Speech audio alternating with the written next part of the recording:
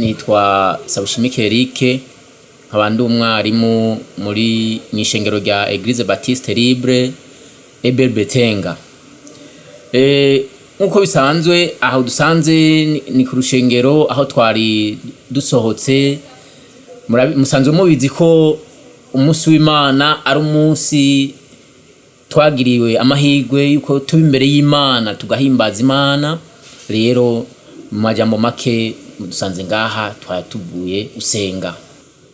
Ku mazina nitwa Ntimirangeza Clement Samuel, nkunda Yesu cyane, ndi umukozi w'Imana mu ishengero rya Baptiste Libre aha mu Itenga ku musozi witwa Kagerure. Nsanzwe nkora igikorwa cy'ubudiyakoni nivuga butumwa. Ijambo twize ko uyu munsi ico ryari rishimigiye ko umwami Yesu yabwiye intumwa ziwe, arababwira ati mugende murindirire mu gisagara.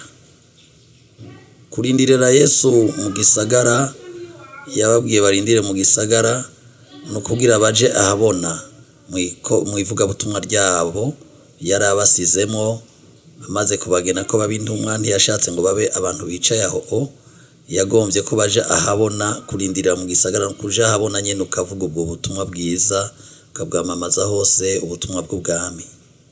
Bakunzi b'umusaraba, nawe mumenyesha makuru, icyo novuga ku bijyanye n'uyu munsi nuko uyu munsi uri kuraraba ishengero yaboneka by'ukuri ko ari abantu by'ukuri bari baje by'ukuri baje biteze ikintu ku Mana, kuko umwigisha wa mbere yatwigishije ijambo rivuga ku kwizera, ingene kera babaye abahizi mu kwizera.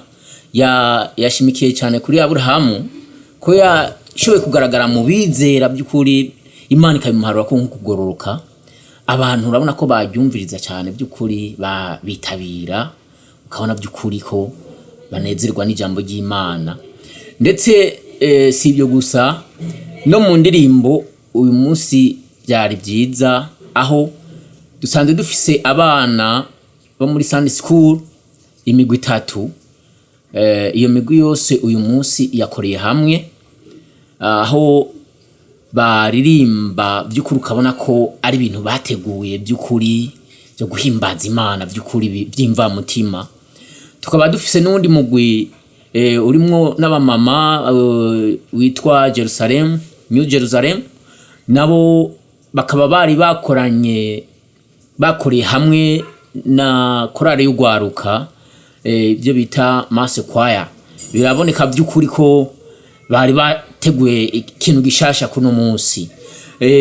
Byaryoshe gose, ishengero wamenga ntibashaka gutaha, ndiko nabibonye mumenyesha makuru, wamenga ntibashaka gutaha, aho ndetse mbere dusiye n'abavayo saa sita yamaze kurenga. Abantu ntibashaka gutaha kuko byari biryoshe. Umukozi w'Imana nawe yatubwiye ijambo ryiza, wavuze ijambo nyamukuru ni Pasteur Vede. Yatubwiye ijambo ryiza aho yahagaze ku ijambo nkuko mwene wacu Samuel abivuze, ijambo rivuga ngo murindire mu gisagara icyo Imana azogira gutazobarungikira. Rero iryo jambo twaryakiriye, ishengero ryakiriye, na cyane cyane murabona ko turi mu gisagara. Yagerageje kutubwira mu gisagara ko ari ahantu hagoye kuba, ariko ngo iyo harindiriye nubwo hagoye urabona inyishu y'Imana. Jewe muri make nuko navyakiriye. Nkaba nsozereye ndabatumira namwe mwese ku munsi w'Imana. Murahawe ikaze naha mu Kagerure mw'ishengero rya Eberbetenga Baptiste Libre. Murahawe ikaze kugira ngo muze twifatanye gusangira ivyera by'Imana. Murahawe ikaze cyane. Numva ari cyo norangiriza ko ndabatumira, ndabashimira mumenyesha makuru kuri aka kanya muduhaye ko kuganira ku majambo twabonye no munsi.